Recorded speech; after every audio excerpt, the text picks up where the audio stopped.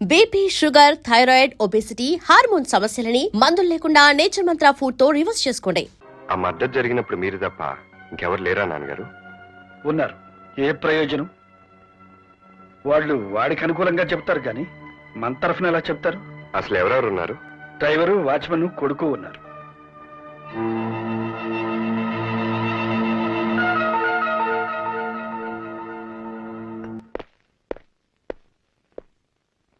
Vincent ఒక్కడిని లేపేయమంటారా? వాడి భార్య బిడ్డలు కూడా లేపేయమంటారా? నో, విన్సెంట్ ఒక్కడిని మర్డర్ చేయండి. వాడే నేను మర్డర్ చేయడం చూసిన సాక్షి. All right. All right. ఏమండి, తొందరగా తలపేసేయండి.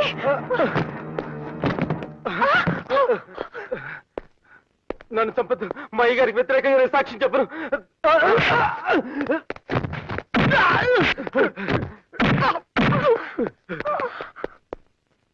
నీకేం భయం లేదు విన్సెంట్? ఆ బుచ్చిబాబు గారు నన్ను బతకనివ్వరు. తెలుసు, అందుకే నేను కాపాడడానికి వచ్చాను. ఇంతకీ మీరు? జడ్జి రామ్మోహన్ రావు గారు అబ్బాయిని. విన్సెంట్, మాస్టర్ని చంపేసి యాక్సిడెంట్ అని పోస్ట్మార్టం రిపోర్ట్ క్రియేట్ చేశారు. ఆయన ఎలా చనిపోయారో నీకు తెలుసు.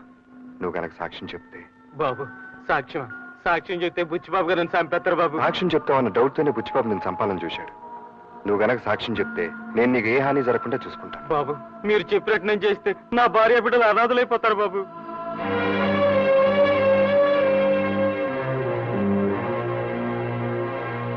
కమిషనర్ గారు, గోపాలకృష్ణ గారి హత్యను యాక్సిడెంట్ అని ఏసీపీ గారు పోస్ట్ మార్టం రిపోర్ట్ సృష్టించారు.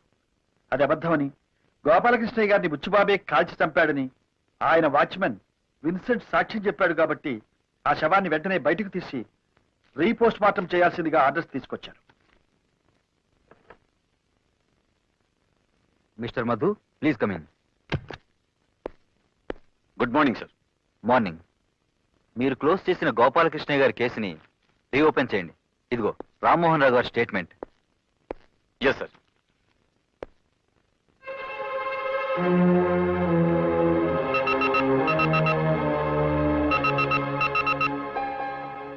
ఎస్, గోపాలకృష్ణ గారి బాడీని రీపోస్ట్ మార్టం చేయించమని కోర్టు నుంచి ఆర్డర్స్తో వచ్చారు మా నాన్నగారు. అది యాక్సిడెంట్ కాదు, మీరే షూట్ చేసి చంపారని మీ వాచ్మెన్ విన్సెంట్ సాక్ష్యం ఇచ్చాడు. All right.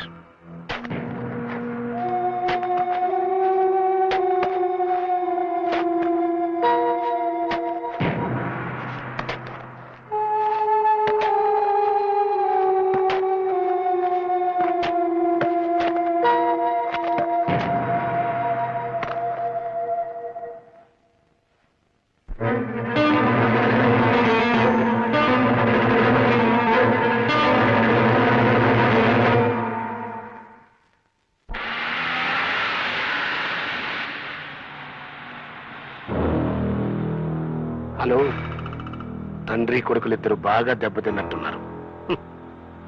న్యాయాన్ని పూడ్చిపెట్టడం అంటే ఏమిటో కళ్ళారా చూశారుగా. ఎస్, జడ్జిగా రిటైర్ అయ్యాం. నన్ను రెచ్చగొట్టి జీవితం నుంచి రిటైర్ కావద్దు. మాట్లాడితే కేసును తిరగదోడుతున్నాడు రామ్మోహన్ రావు. సాక్ష్యం ఇస్తా అన్న విన్సెంట్ ని లేపేశాం. ఇక మిగిలింది బెనర్జీ ఒక్కడే. ఎస్,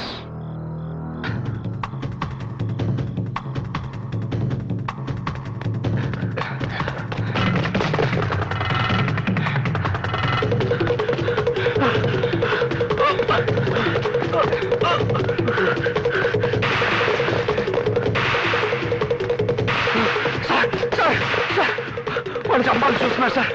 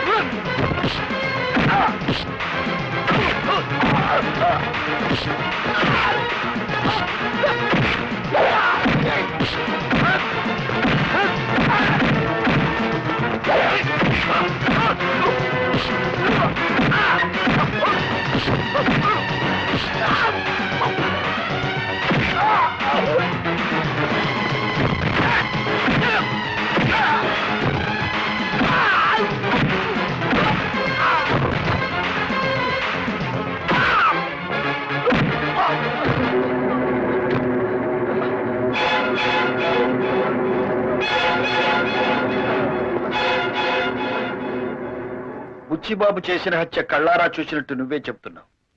నీకేం భయం లేదు. అదే సాక్ష్యం కోర్టులో చెప్పు. సాక్ష్యం అండి? ఒకవేళ నువ్వు చెప్పపోయిన బుచ్చిబాబు నేను బ్రతకనివాడు తెలుసా? చూడు బెనర్జీ, నీకు నీ భార్యా పిల్లలకి ఏ హాని జరగకుండా నేను చూస్తాను. ధైర్యంగా చెప్పు. నేను సాక్ష్యం చెప్తే ఆయన తప్పకుండా శిక్ష పడుద్దండి?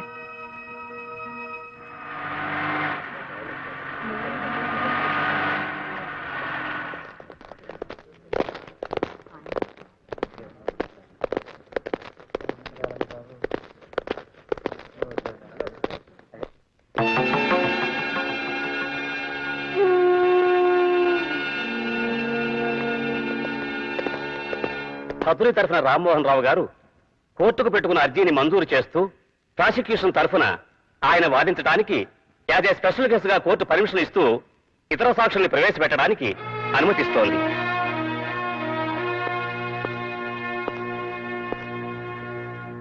నీ పేరేమిటి? బెనర్జీ అండి. నువ్వేం చేస్తుంటావు? బుచ్చిబాబు గారి ఇంట్లో డ్రైవర్ అండి. విన్సెంట్ అనే అతను నీకు తెలుసా? తెలుసండి. చివరిసారిగా నువ్వు అతన్ని ఎప్పుడు చూశావు? కిందటి శనివారం రాత్రి అండి. ఆ రోజు రాత్రి విన్సెంట్ హత్యని కళ్ళారా చూసిన నువ్వు ఆ హత్య ఎలా జరిగింది, ఎవరు చేశారు, కోర్టు వారికి చెప్పు. ఏంటండి? విన్సెంట్ హత్య? చచ్చిపోయాడండి? ఏమిటి నువ్వు చెప్పేది? విన్సెంట్ ని బుచ్చిబాబు చంపడం కళ్ళారా చూశానని పోలీస్ స్టేషన్ లో నువ్వు రిపోర్ట్ ఇచ్చావు. మర్చిపోయావా? మీ చిన్న అబ్బాయి గారు మీరు అలా చెప్పపోతే నా పెళ్ళాం బిడ్డల ప్రాణాలతో ఉంటాను బెదిరించారు కదండి. సార్, మీరే నా పెళ్ళాం బిడ్డలు కాపాడాలి సార్. రామ్మోహన్ రావు గారు, అది కాదు ఎవరన్నా.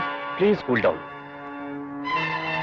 జడ్జిగా మీకున్న పేరుని, మీ మీద కోర్టు వారికి ఉన్న గౌరవాన్ని దృష్టిలో పెట్టుకుని ఈ కేసు రీఓపెన్ చేయడం జరిగింది. కానీ మీరు అబద్ధ సాక్ష్యాలు సృష్టించడానికి ప్రయత్నించి తప్పు చేశారు.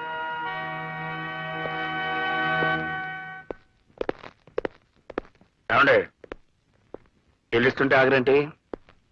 నా మాట విని ఈ కేసు విత్డ్రా అయిపోండి. ఎస్, నేనేమి హంతకుని కాదండి. నోనో, మీరే పట్టు విడవని విక్రమార్కుల్లాగా నా మీద పగబట్టారు. ఈ కేసును తారుమారు చేయాలని మా డ్రైవర్ని మీ మీదకు ఉసుకెళ్ళిపాను. ఎస్, నేనే. చూడండి, మళ్ళీ ఈ కేసు రీఓపెన్ చేయాలని ప్రయత్నం చేశారనుకోండి, మీకు పిచ్చి పట్టిందని మీ పెద్ద అబ్బాయితోనే సాక్ష్యం చెప్పించి మిమ్మల్ని పిచ్చి ఆసుపత్రిలో తోయించారు.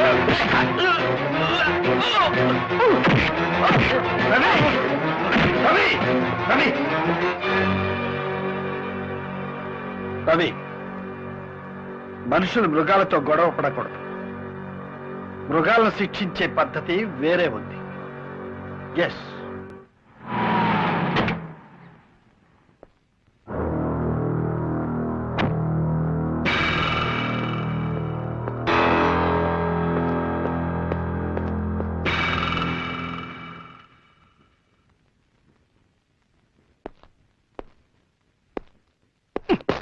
సారీ. All right. ఏమిటి, మీరెందుకు వచ్చారు ఇక్కడికి? కంగారు పడక బుచ్చిబాబు. నన్ను ఎప్పుడు చూసినా అలా బెదిరిపోతావు ఎందుకు? నేను పెళ్లికి పిలవడానికి వచ్చాను. All right. ఎవరి పెళ్లి? నీది కాదు, సాయిరామ్ది. Very good. ఇది తెలివైన పని అంటే. చదివి చూడు, అసలు తెలివైన పని ఏంటో తెలుస్తుంది. నో, సాయిరామ్తో మా అమ్మాయి పెళ్ళని కార్డు వేశారండి. అంటే మా అమ్మాయి ఎక్కడుందో మీకు తెలుసా? నువ్వు దాచిన చోట మాత్రం ఖచ్చితంగా లేదు. నిన్ను తప్పించుకుని మా దగ్గరకు చేరింది. మళ్ళీ నీకు కనపడకుండా ఎక్కడ దాచాలో అక్కడే దాచాం. ముందు వాళ్ళ పెళ్లి జరిపించి, ఆ తర్వాత నీ కూతురుతోనే నీకు వ్యతిరేకంగా సాక్ష్యం చెప్పించి, అప్పుడు నీ పెళ్లి నేనే దగ్గరుండి జరిపిస్తాను. అర్థమైందా? రా బాబు, ఏర్పాటు చేయాలి.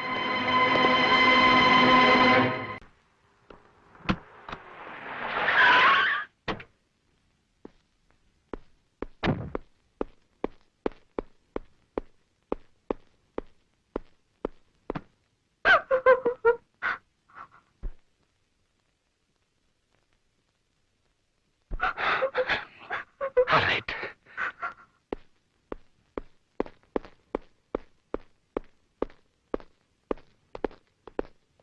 రవి, ఆ జడ్జి గారు ఏదో ప్లాన్ లో ఉన్నారా? స్వాతితో ఆ సాయిరాం పెళ్లిని శుభలేఖలు అచ్చేసి పంచుతున్నాడు. అమ్మాయి జాగ్రత్త. ఎదుగు బెనర్జీ, వాడు బతుకుంటే మనకి తలనొప్పి తప్పెట్టుగా లేదు. వాడి తప్పు ఇంకొని పెళ్లి చేసుకుని ఉంటుంది ఆ కూతురు. ఎస్, హాస్పిటల్కి వెళ్ళి వాడిని చంపేసి. All right. Daddy daddy daddy please daddy Sairam చంపొద్దు డాడీ ప్లీజ్ డాడీ సాయిరామ్ అమ్మాయిని తీసుకెళ్ళు. ప్లీజ్ డాడీ సాయిరామ్ చంపొద్దు డాడీ సాయిరామ్ చంపొద్దు.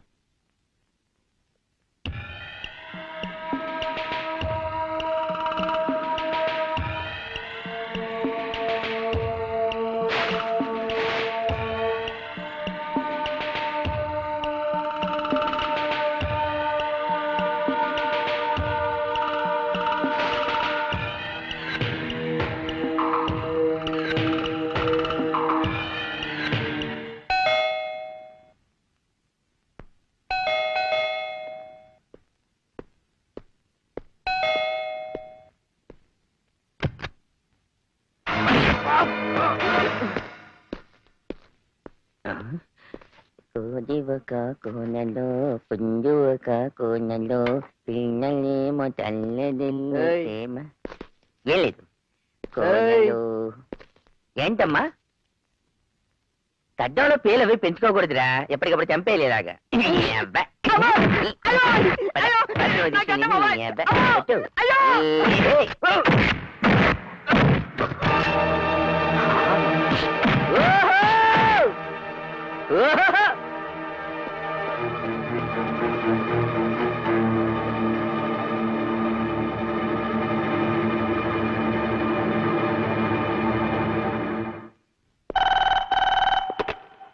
హలో, నా కూతుర్ని నేను దాచిన చోటు నుంచి ఎత్తుకుపోయాడు. ఎస్, రేపు కోర్టులో నాకు వ్యతిరేకంగా సాక్ష్యం చెప్పిస్తాడట మీ నాన్న. అదే గనక జరిగితే కేసు నాతో ప్రారంభమై నీతో ముగుస్తుంది. ఎస్, పోస్ట్ మార్టం రిపోర్టు నువ్వు తారుమారు చేసిన దగ్గర నుంచి వెనక్కి రివైండ్ అయ్యి ఎస్ఐగా నువ్వు నా దగ్గర 10,000 లంచం తీసుకున్న దాంతో ఆగుతుంది. ఈ ఆపద నుంచి నేను నువ్వే కాపాడుకోవాలయ్యా. All right? No problem sir. మీ అమ్మాయిని మీకు అప్పగించే బాధ్యత నాది.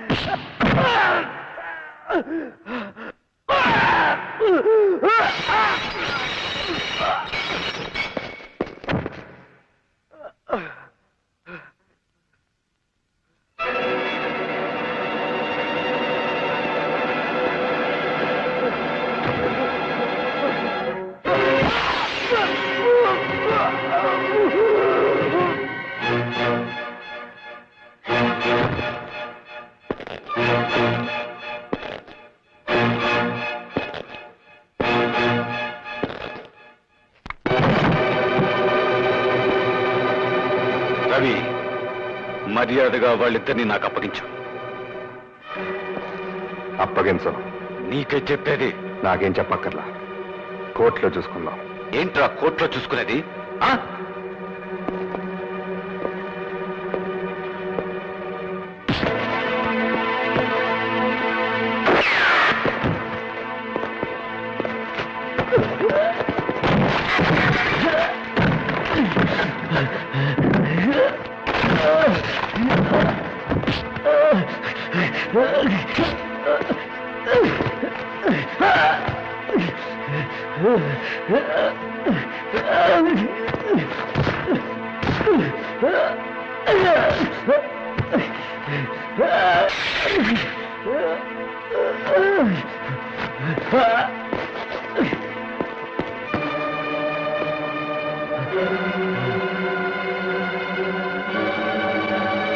ఇటండి. మిమ్మల్ని నేను బ్రతికుండగా వాళ్ళని తీసుకెళ్ళాను. నిన్ను చంపి తీసుకెళ్ళమంటావా? చంపుతావా? చంపు, చంపు, దమ్మంటే చంపు.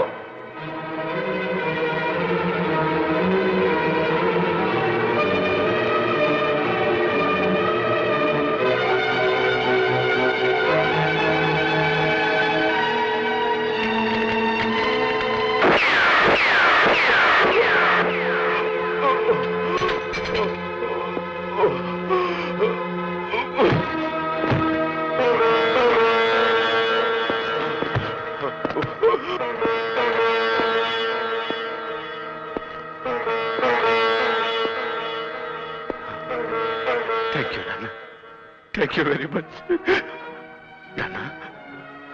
బుచ్చిబాబు వల్ల చిక్కున్నాను. ఈ జన్మలో వెనక్కి రాలేదనుకున్నాను. నాకు విముక్తి కలిగించారు. థ్యాంక్స్ నాన్న. నాన్న, వచ్చే జన్మలో మంచి కొడుకుగా మళ్ళీ మీ కడుపున పుట్టి మీ రుణం తీర్చుకుంటాను అన్న, మీ రుణం తీర్చుకుంటాను.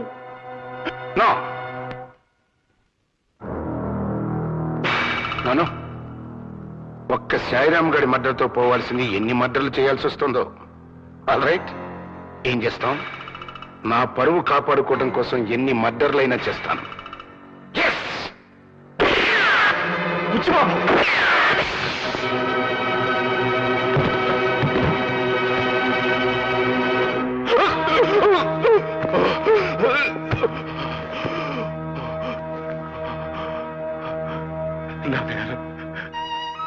ఎన్నో తప్పులు చేసింది నాకు.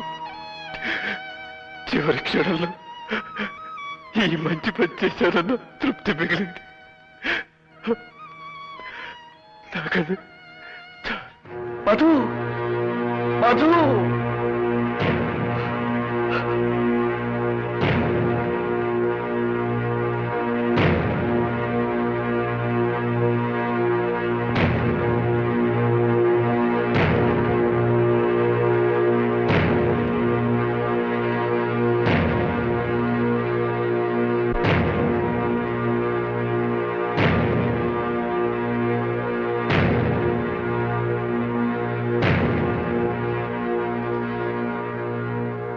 ఎన్నో క్లిష్టమైన కోర్టు వ్యవహారాలలో న్యాయమైన తీర్పులు చెప్పిన మాజీ న్యాయమూర్తిని. నా కుటుంబ విషయంలో కూడా ఒక కఠోరమైన తీర్పునిచ్చి నేరస్తుడిగా మీ ముందు నిలబడ్డాను. ఒక బిడ్డను నా కళ్ళ ముందే పోలీసుల చేత కాల్పించి చంపించాను. ఇంకో బిడ్డను నా చేతులతో నేనే కాల్చి చంపాను. మరో బిడ్డ కళ్ళ ముందు నేనొక హంతకుడిగా అత్యధిక దండనకు గురి కాబోతున్నాను. ఇది నేను చేసిన నేరమా? నా బిడ్డలు చేసిన నేరాల ఫలితమా? లేక సమకాలీన సమాజ నిర్మాణంలోని లోపమే నా కుటుంబాన్ని ఇలా బలి తీసుకుందా? అవినీతి నా మొదటి వాడికి నా వల్ల సంక్రమించలేదే. తీవ్రవాదం మా రెండవ వాడికి నేను నేర్పించలేదే. అశాంతి మా చిన్నవాడికి నేను అప్పజెప్పిపోవడం లేదే. ఇవన్నీ నా కుటుంబంలోకి ఎక్కడి నుంచి చొరబడ్డాయి? ఎవరు దీనికి బాధ్యుడు? ధర్మరాజు చేత అబద్ధం ఆడించింది ఎవరు?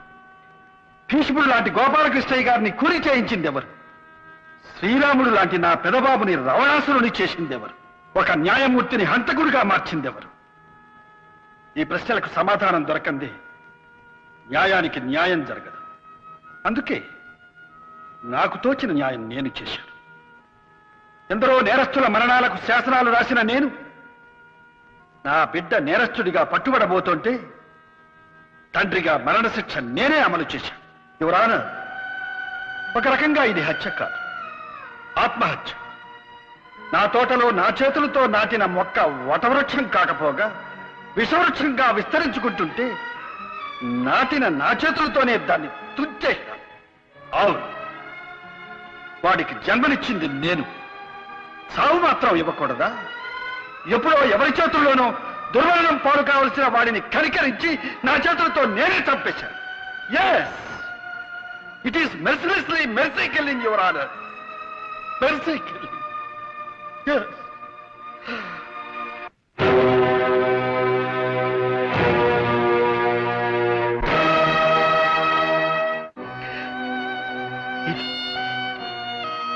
ఏ పుస్తకాలలోనూ ఉండకూడని తీర్పు, ఏ తండ్రి ఇవ్వకూడని తీర్పు, ఈ తండ్రికి పుత్రశోకాన్ని మాత్రమే మిగిల్చిన తీర్పు.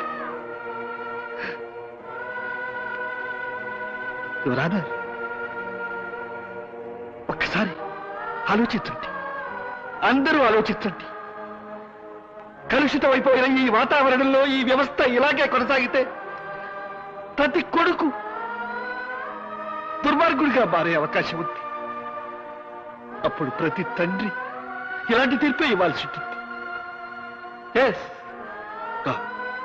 నో, అది అలా కాకూడదు, అలా జరగకూడదు, అలా జరగనివ్వకూడదు.